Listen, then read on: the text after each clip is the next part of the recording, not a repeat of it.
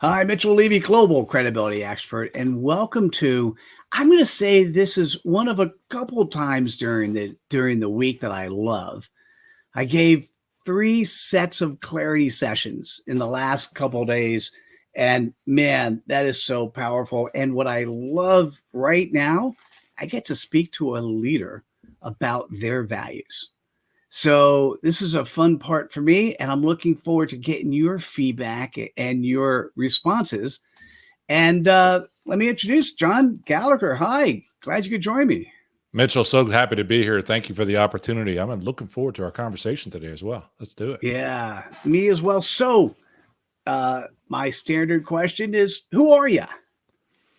Well, Mitchell, I appreciate the opportunity. I think the bio comes in that says I'm an executive consultant and a performance coach for organizations. But I think about this and I think about the topic of our conversation today in terms of who am I? I am a father as well. I'm a husband. I've been married to my wife now for over 30 years, friend to many. And I appreciate the opportunity to really share some of the stories that I've experienced over the last 25 or 30 years on my leadership growth journey that I hope that really inspire, encourage, and equip others to continuously grow as well. So that's kind of who I am from that standpoint. I can't wait to talk a little bit more about what that means from a value standpoint, as you said, but it really is an opportunity for me to give back. I'm looking forward to it. So tell me about how many years? 30-ish, you said 30 plus, but how many years married? 30 years married, and now that I'm alive, I don't want to mess that up. So we'll be 31 next May as we get going. But that was 30 years, and I have two sons. One's 27, soon to be 28, and one 24. So I'm a father of two grown sons as well. But yeah, 30 years. The old 25 years is how many years even I've been on a personal growth, because I didn't know prior to that, as I got started on my journey, some of the challenges that I had and immaturity that was there, what it really meant to grow as a leader. Tell me a little bit about your sons. Who are they? Yeah. So who are they? What I love about both my sons is that they are both like their father, but they're better looking like their mother. So that really works. What I also like from a value standpoint as we go forward is that they're totally different. So my youngest is a youth minister. A 24-year-old is a youth minister. He works for Young Life in Boulder, Colorado.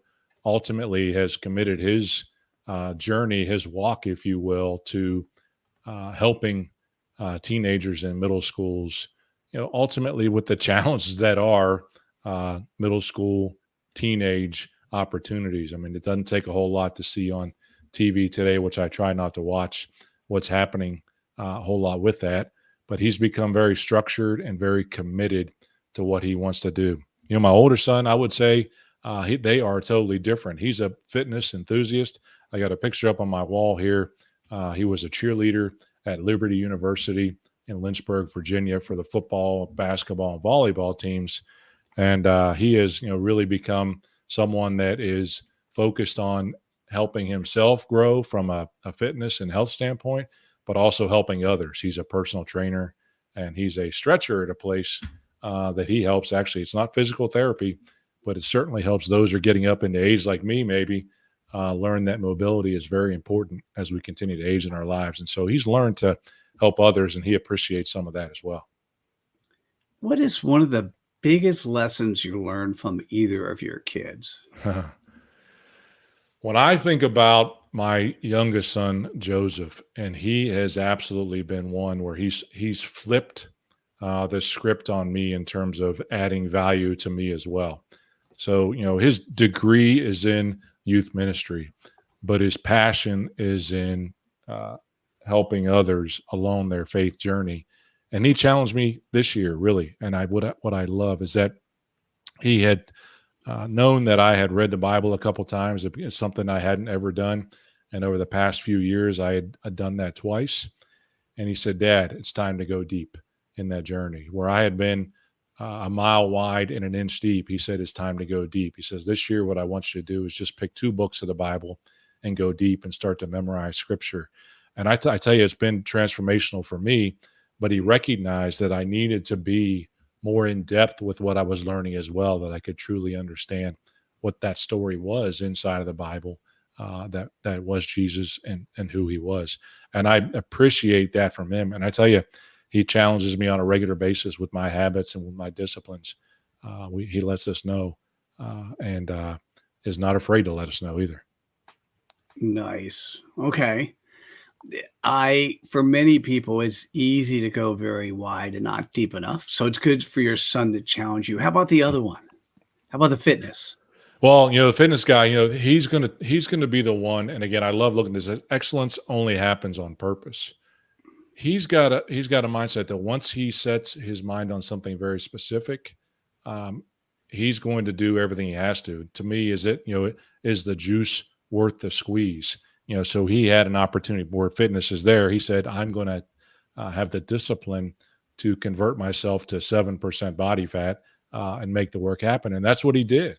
And he then models that and shows me some of those things that are going on in his life, and it helped to inspire me on my fitness journey. Just a few years back in 2017, when he went there, I went there as well. Lost 80 pounds. He taught me through that journey, so he's been able to inspire me and recognize how important it is to take care of self. I would say that as they grew up as kids, it's so funny. On my time hop today, I had one pop up of it was 20 years ago, so my youngest is 25, and he would have been 5 years old, and he's sitting there with a bowl of Frosted Flakes and a bowl of milk and watching Toy Story on the TV. And I can remember that moment like it was yesterday, 20 years ago. But I also know that we probably shouldn't have given them so much sugary cereal when they were growing up as kids, So what are we going to do? I don't know if I could change it now, but they had to learn some way. That was interesting. So I did see on your LinkedIn profile, we didn't talk about that in the pre-interview, but I did see in the LinkedIn profile the Men's Health article where you did Mhm. lose 80 pounds. And so was that your son's inspiration or your inspiration? Where'd that come from? Well, I think it was inspiration from him. I tell you, that's very specific, though. It was a health scare that resulted in that happening. So I had, frankly, as I grew up, and this goes back into core values, I mean, I had almost accepted mediocrity when it came to my health. And that was things like I would eat whatever I wanted to, exercise was optional, and things like that. And I had people, friends in my life that are also telling me at the time, "Hey, you're not fat. You don't need to worry about that. You just have big bones, John. You're just a big guy and you carry it really well."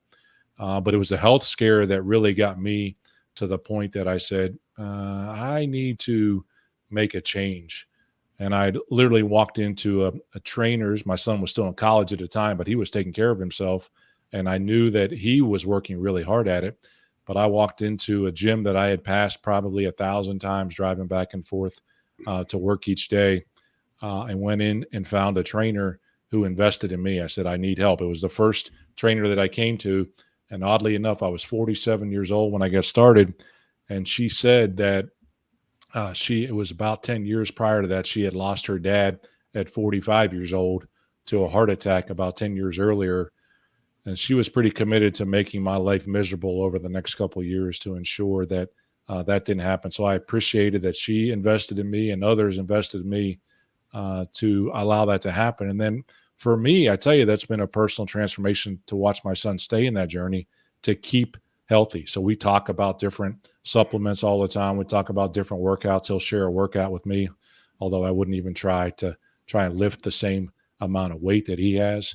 But he's put things in place for me that have helped me to, keep that men's health journey success I had over the last 5 years. Because I got there when I had that article back in 2019, and I've been able to instill the discipline that's kept me there. Again, another one of those became a core value of mine, that I had to be healthy so that I could be the grandfather I wanted to be one day as well, and be able to get down on the floor and play with my kids and things like that. I had to start thinking about those things.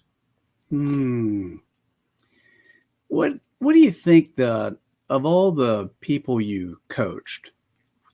What do you think the top 1, 2, or 3 regrets were that they had?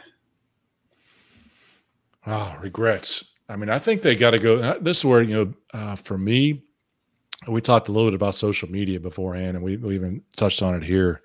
I've heard this saying that, Facebook's for the people you used to know, and uh, Twitter's for the people that you want to know, and LinkedIn is for the people that you need to know.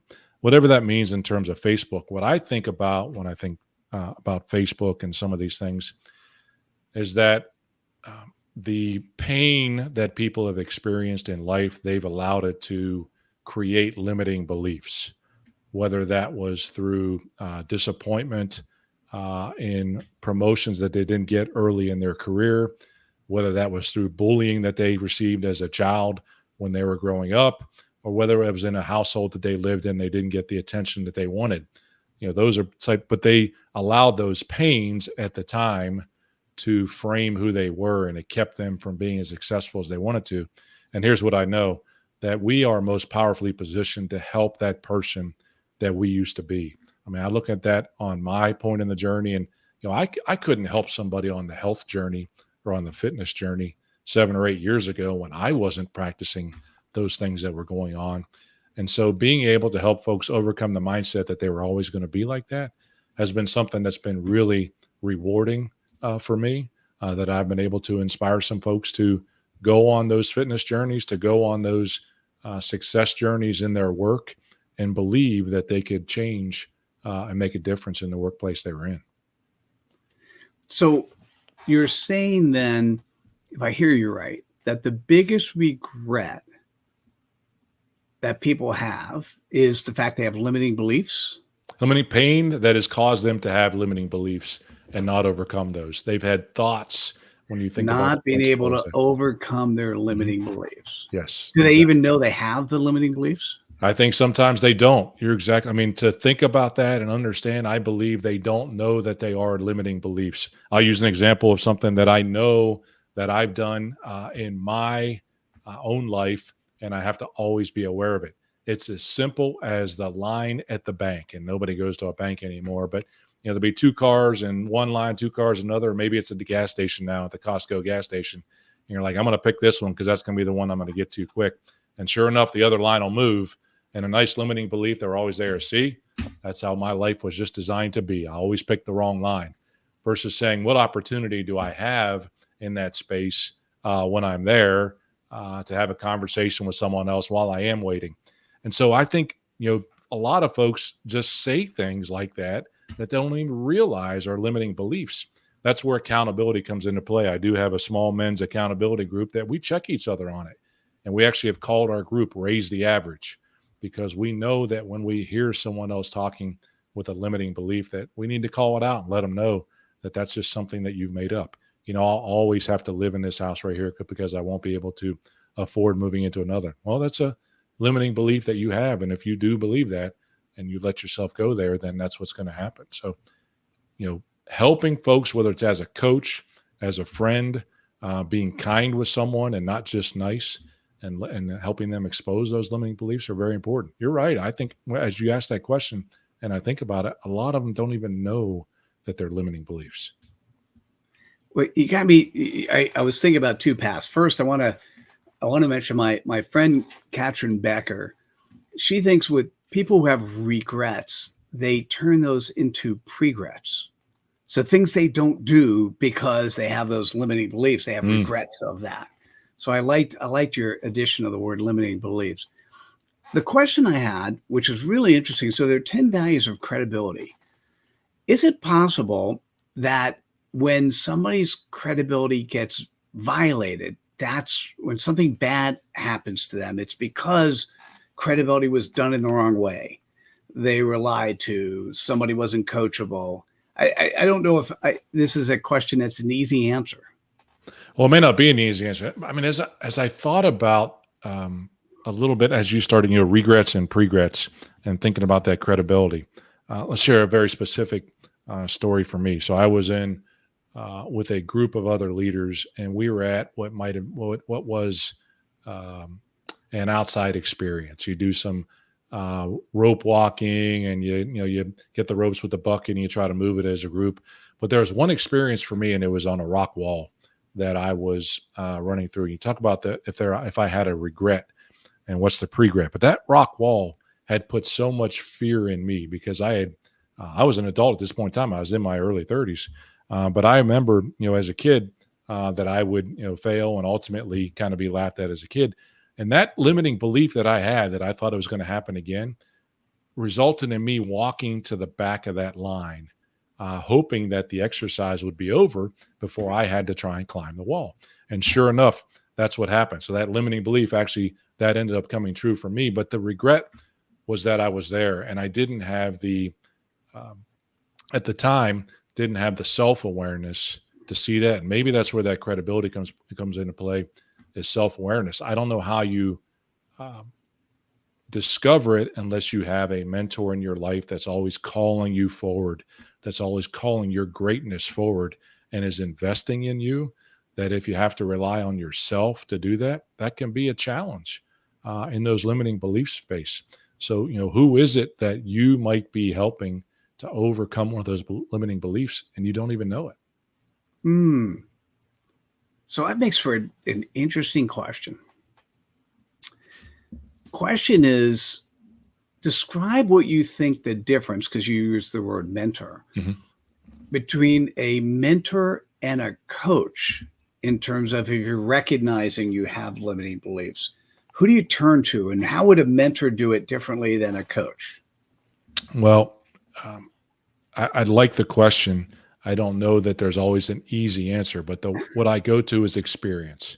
Is the mentor has been there before. The coach may or may not have been in the seat that you were in specifically, but that mentor has experienced. And once you go to a mentor and explain your situation, they've probably been through that one way or the other. Doesn't mean they have to be older than you. Frankly, it doesn't even mean that you have to know that person. For me, Hmm. these books that are on the shelf behind me represent mentors who have stories inside of those books that they've overcome. And I start to hear their voice, but I also start to see my story in their story that helped me to overcome it, the experiences that they've overcome. So I think the difference in a mentor and coach oftentimes is the experience that goes along with it. Look, the coach has the ability to inspire, the coach has the ability to motivate, has tools that they can teach you, whether it's, you use the analogy of a sports coach has got the play card that exists in front of them and they're calling the plays to run. But the mentor is one who's experienced it. That's interesting. Okay. So, That's an interesting word. Interesting. oh, it's one of my favorite, and actually interesting and fascinating. But two words Fascinating. I often use a lot. That's fascinating. Yeah. It it's when I'm thinking about what you just said. So I'm going to pull out something you pulled from. You said in the books behind you are a number of mentors. So people who have had experiences, they document in the books, and you're learning from them. Mm-hmm. Tell me what, if you're thinking about the books behind you, not the books of people you know, right? So not the John Maxwell books or the books of people you've met, but people who you've not met, who you might actually call a mentor because you read their book. What was it about what they wrote that captured your attention? I again love the question. So for me, the the favorite parts, and this is as I've matured as a reader, I think, when I get a new book, and I have the opportunity to interview many authors on my podcast as well. But I love the read to introduction and the conclusion, kind of the epilogue where they have the acknowledgement and things like that, both ends of the story, because the introduction tends to tell the story of the pain they've gone through. So there's a specific book that I read recently called Overcome and Lead. It really talks about overcoming that pain, and it was a painful story by Auntie Ann Byler, the CEO or former CEO of Auntie Anne's Pretzels, and some of the pain that she had to overcome through tragedy in her life, and how she was still able to overcome that and be successful in the business that she ran, and both as a leader and as an entrepreneur as she grew.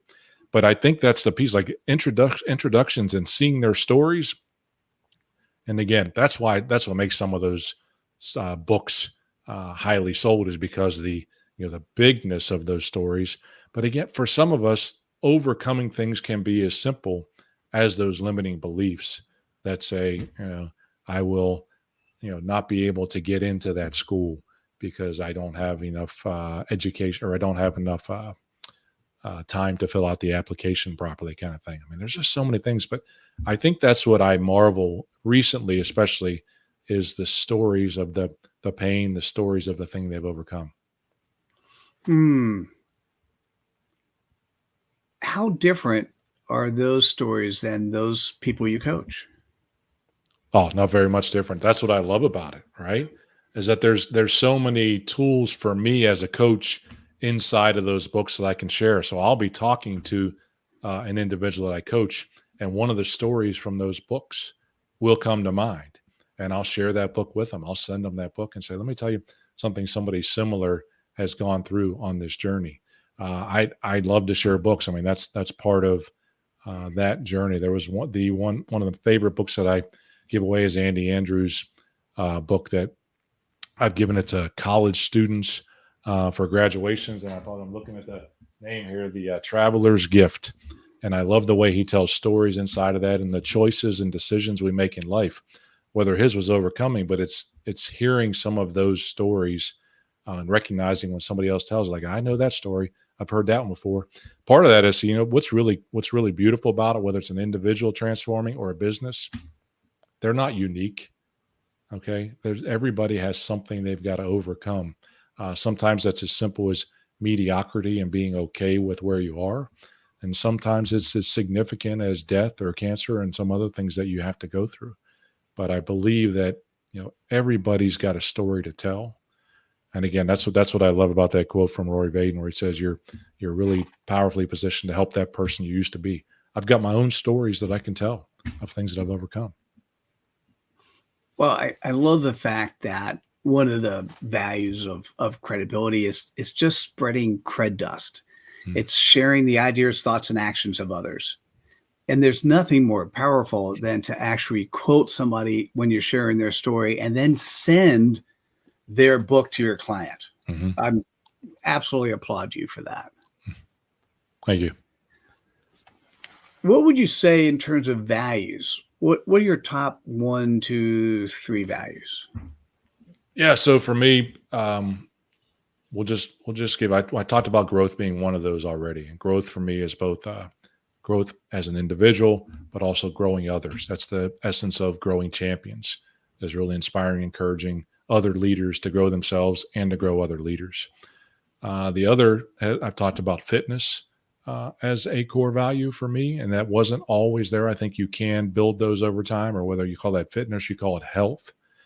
And then, probably more of a feeling of traditional faith and hope are both core values for me. I do believe that leaders are dealers in hope.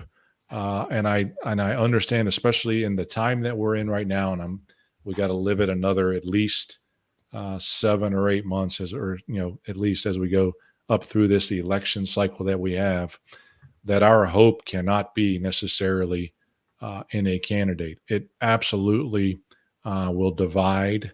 It's how you lose friends and things like that. But that our hope has got to be, and to me, in something bigger, regardless of where you are on your faith journey. That hope for me is in that eternal life, that I'm just here for a short time, and that's there for me. So I have to be a possible list, things that I believe are going to happen in the future, because ultimately, you think about faith, that is believing something that you can't see. And so we have to believe that we can grow and get to a certain point on our leadership journey. We have to believe that we can grow as parents. We have to believe that we can grow in our communities, even though we may not be able to see it, what that looks like on the other side. You said, thank you for that, by the way. You said leaders are dealers in hope. Mm-hmm. And I like that phrase. But what do you mean by that? And how many, once I know what it means, how many leaders actually do it and do it right? Well, how many is an interesting question, right? I don't know that there's any science in terms of the ones who do it right. I do believe that leaders have to be really good at documenting reality in terms of where they are today. But when I think about leaders dealing in hope, it's also saying, if I were to join your organization or be a part of your organization, are you giving me the opportunity where I can see myself succeeding into the future? And sometimes that means, do they have your credibility, the credibility to lead us on a journey to success? And so when you can communicate a vision, ultimately you're communicating to your team some hope that I might have, even what they need, might have some stability in the workplace that I'm in. I might have some opportunity to grow into a newer role, and I might have a future in terms of even outside of my organization. That if you're committed to helping me grow on that journey, then I have hope to make that happen. Absolutely. Now, your question was how many do that well? If 100% of them did it well, us as coaches, we may not have the need for us as coaches to help develop that in others. And so I actually believe that it can be taught. I do believe that leadership can be developed. And part of that is in that world of hope and faith that they have to have. Hmm. Hmm. If people are listening or watching and they get excited about this conversation and they want to reach out to you, what is the best way for them to go about doing that? So there's two. Well, the main place that I send folks to is to my website, coachjohngallagher.com. When you go there, there's a couple different action steps you can take. There's a button up at the top of each page that says you can set up a free call if you want to talk to me more about these core values and understand if there's a way that we might be able to work together. And if you want to go on a growth journey, you can find a link to the podcast where I interview other leaders about their things that they've overcome to be successful and how they're still continuing on that journey. And you can also subscribe to my weekly newsletter. I call it the Champions Brew, where you can take a look at and listen or hear some of the things through that newsletter that I'm reading, that I'm watching, that are impacting me as a leader, and hopefully it'll impact them. All right, John, thank you for that. And so given this conversation and the questions that we had, is there a question that you would have wanted me to ask or a question I didn't ask that I should have? Yeah, so I think you mentioned, and I'll just blurt this out. Whether it was a question that you should have or that I liked being asked is, why do you do what you do? I have been on my own now for 4 years, and I choose to do this, but I often refer to it in terms of why I do it in the form of impact or making a difference. And I use this analogy of the greatest story ever told. Ultimately, success is not going to be determined by the final numbers that you help an organization grow to, or the number of leaders that you grow. But I think about it in the form of, there's going to be a time when somebody's going to be in a room and asked a question, who's made a positive difference on your life? And if they write my name on their list that I've made a positive difference, I believe that's the greatest story ever told. We can call that legacy. We can call that different things. But what I challenge other leaders who want to come over and potentially work with me as their coach, or other organizations that want to work with me to help their organization transform, I'm going to ask them a simple question. That's, who's going to write your name on their list? And are you willing to sacrifice and be intentional to do the things you need to do to create that? Because you may never know. That's back to that faith. You may never know that somebody wrote your name on their list, but I think that's the greatest story ever told when somebody does. I think most of the time you don't know.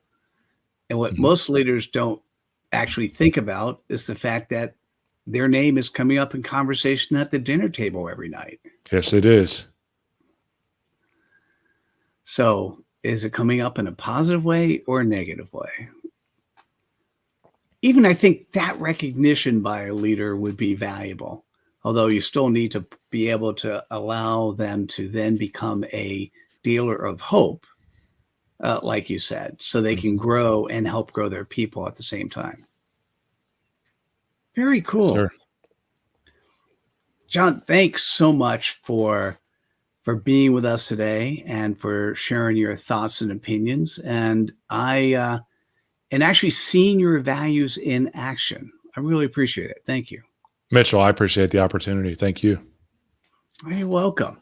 And so listen, for those who are still here, this is now your time.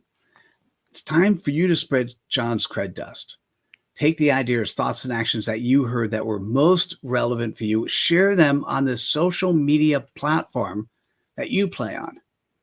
And I appreciate that. I'm going to say thanks so much. We'll see you at the next episode of Leaders Living Their Values. Take care, everyone. Bye now.